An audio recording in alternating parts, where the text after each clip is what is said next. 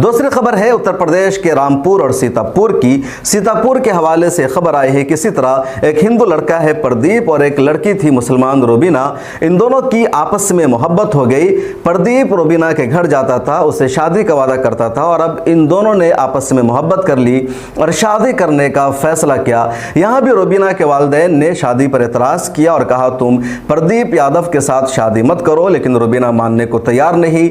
जब यह खबर पहुँचती है बजरंग दल के गुंडों को या विश्व हिंदू परिषद के वर्करों को, तो वो लोग मैदान में आ गए और उन्होंने रुबीना को उसके घर से जाकर के उठा लिया, पुलिस स्टेशन में शिकायत दर्ज कराई, पुलिस को बुला लिया और पुलिस की मौजूदगी में पुलिस का ताउन लेकर के बजरंग दल के गुंडों ने, विश्व हिंदू परिषद के वर्करों ने एक मंदिर में जाकर के रुबीना और प्रदीप की शादी करा दी। रुबीना का मजहब भी तब्दील करा दिया और उसका नया नाम रजनी रख दिया।